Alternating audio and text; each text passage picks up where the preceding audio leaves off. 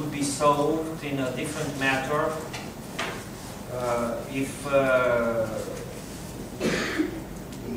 President has only some minutes to make the vital, not only the right decision, but also the vital decision for his country. Progress, as codified in moral philosophy, becomes a kind of frozen truth at any given time.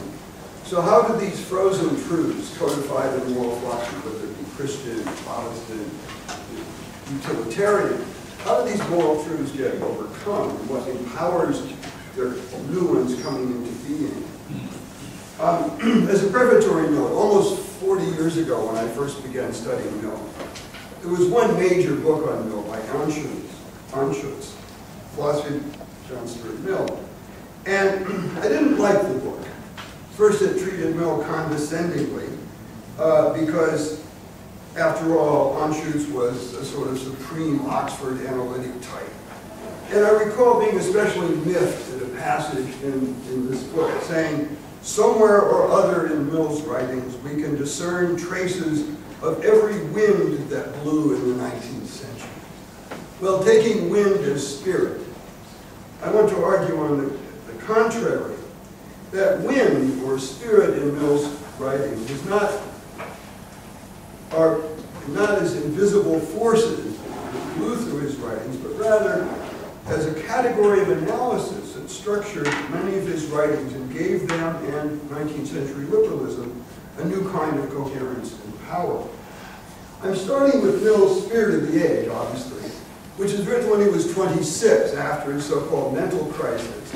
And you could argue that Spirit of the Age was his first attempt at autobiography because it spoke of organic and transitional ages, about a failure of spirit, and about reconstructing a coherent spirit, both in self and in society. And I move through some of his other writings here, a few, but I end in with Logic of the Moral Sciences, which is books 5 and 6, have lost their power to charm. The superior capacity of the higher ranks for the exercise of worldly power is now a broken spell. Spirit is used here as a kind of self and world-ordering force. Natural ages are enchanted and whole. Transitional ages are disenchanted, full of contending theories and theorists, as he puts it, and therefore disorganized and unstable.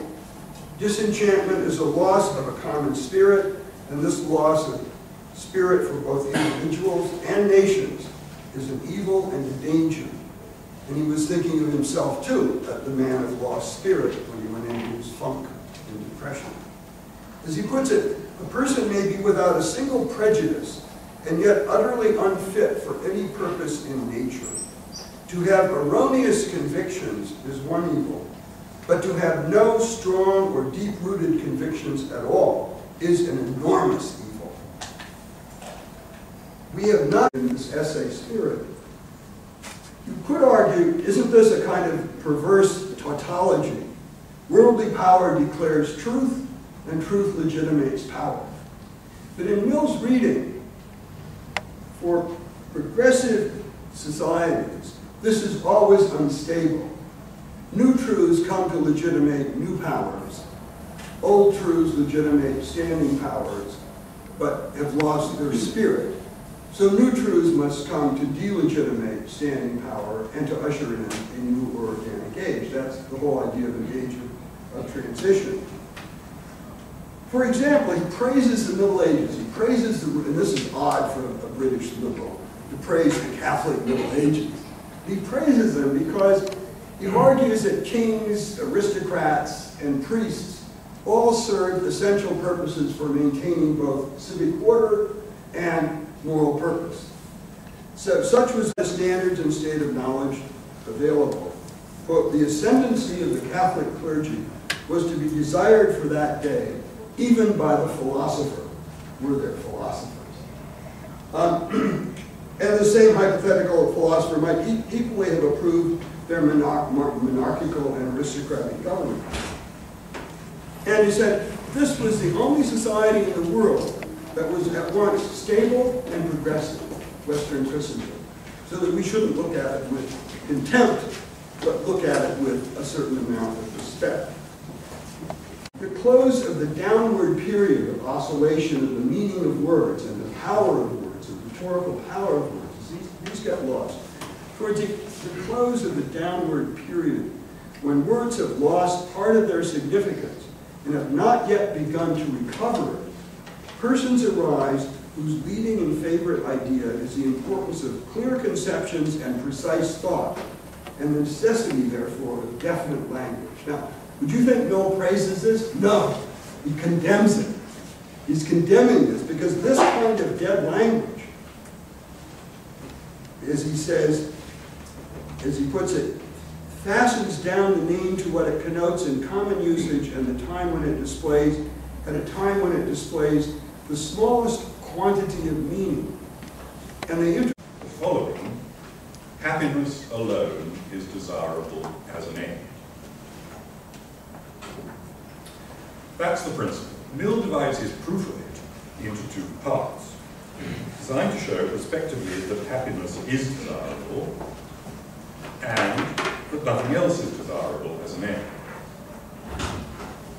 The first part occupies only paragraph 3, and that has received quite disproportionate attention. I shall argue that its success is immaterial to Mill's project.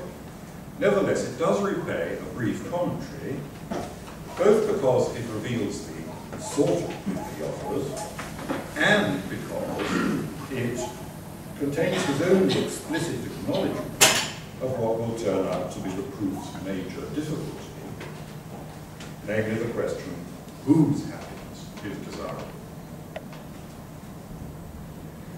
So, we start with paragraph 3, and there our view of Mill's answer to his question, what sort of proof, is formed by his starting with a notorious blunder. He remarks that one can infer from is heard and is seen to is audible and is visible, and he claims that there is inference in like manner, those are his words, in like manner, from is desired to is desirable. But there's not. There's not because the English word desirable has, despite its form, a gerundive meaning, not able to be desired, but something like worthy to be desired. Many other English words display this same oddity. For example, laudable, abominable, amiable, many, many. But Mill recovers from this blunder when he immediately reveals that is desirable is supposed to be inferred not from is desired, but from is desired by everyone. I suggest that his train of thought is in 3 steps.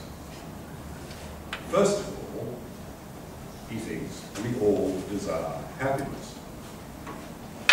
This is a commonplace, incidentally, of ancient philosophy, and I inherited it from there.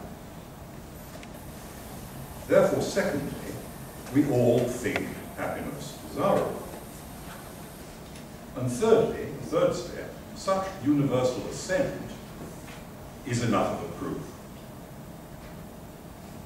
Now, both the first 2 steps of this argument that I've constructed can attract